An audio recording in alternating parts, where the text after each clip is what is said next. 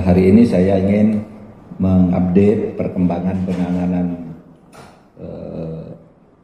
Satuan Tugas Hak Tagih Negara Dana Bantuan Likuiditas Bank Indonesia.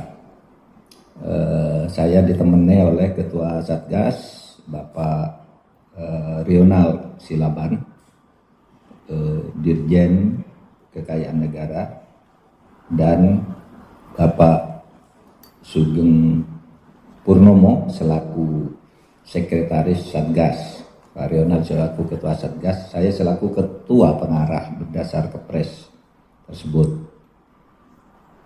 Seperti saudara ketahui, pada hari Jumat 5 November di Karawang, Jawa Barat kemarin, Satgas BLBI telah melakukan penyitaan 4 aset jaminan kredit debitur atas nama PT Timur Putra Nasional, PT TPN, yang merupakan jaminan kredit PT TPN pada Bank Dagang Negara.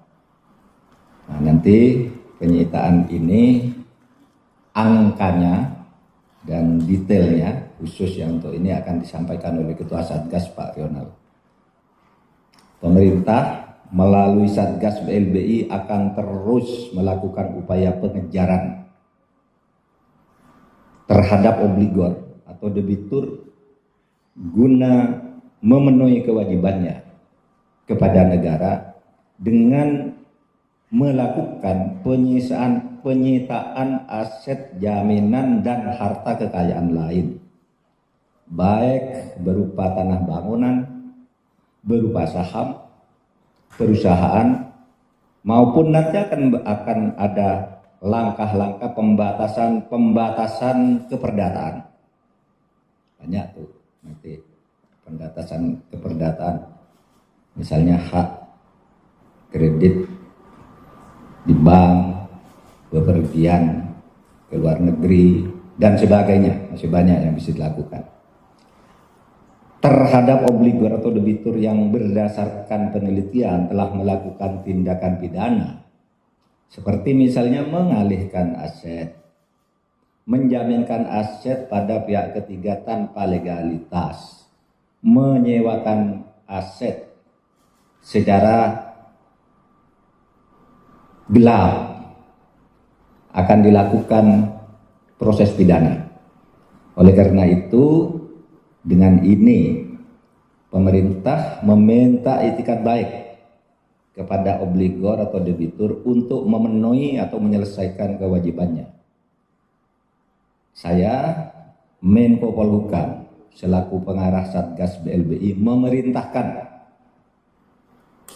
kepada Ketua Satgas agar Kasatgas Pelaksana melakukan penyitaan aset obligor atau debitur yang belum memenuhi kewajibannya dan tidak mau memenuhi panggilan Satgas BLBI untuk menyatakan kapan dan bagaimana membayarnya. Jadi ini perintah agar segera disita aset-asetnya. Yang kedua, memerintahkan kepada Ketua Satgas untuk melakukan tindakan antara lain mengirim surat pemberitahuan kepada BUMN yang menjalin kerjasama dengan obligor atau debitur untuk menjelaskan bahwa yang bersangkutan tidak menunjukkan itikat baik untuk memenuhi kewajibannya kepada negara. Jadi saudara, kita akan bekerja, tidak akan lagi tawar-menawar yang nggak ada gunanya. Karena kenapa ini lambat, kemarin saya katakan, kalau ganti pejabat datang lagi obligornya minta dihitung ulang bahwa itu salah, ini salah, kumpulkan dokumen lagi, belum selesai dihitung, pejabatnya ganti, dia datang lagi minta nego lagi, nggak selesai. Kita sekarang harus tegas ambil ini. Kenapa ini harus dilakukan? Karena pemerintah harus adil, ya.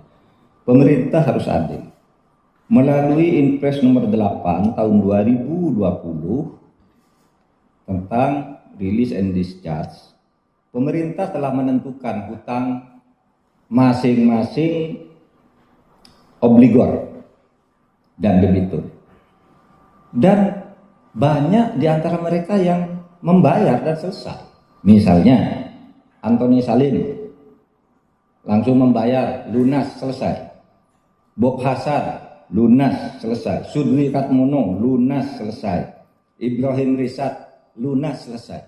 Ini tidak adil kalau orang yang sesudah ditetapkan berdaftar saya punya utang lalu membayar, tapi yang lain tidak mau membayar dan lari-lari minta nego terus, berarti pemerintah tidak adil. Nah, kita akan berlaku adil, ini akan dikejar, harus bayar dan posisikan berapa sebenarnya. Kalau dia merasa hutang saya bukan begitu, ayo berapa hutangnya, datang ke meja saya, itu.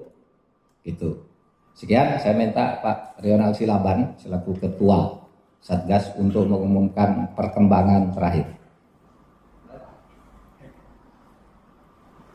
Terima kasih Pak Menko.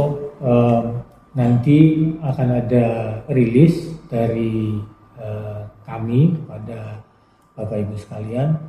Yang penting adalah Bapak Ibu sekalian sudah mendengar arahan Pak Menko sebagai pengarah kepada kami di Satgas agar kami meneruskan penyitaan terhadap obligor atau debitur yang tidak memenuhi kewajibannya. Satu hal yang penting juga, sebagaimana disampaikan oleh Pak Menko, ini soal asas keadilan.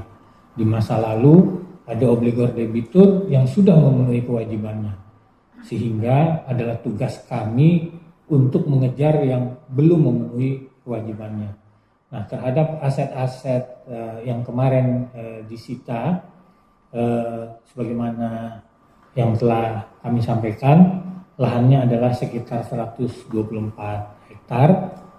Saat ini penilaiannya sedang dilakukan dan mudah-mudahan nilainya bisa keluar dalam minggu ini. Namun perkiraan yang ada adalah seandainya itu 500.000 per meter maka sekitar 600 miliar. Kalau itu 1 juta maka 1,2 triliun.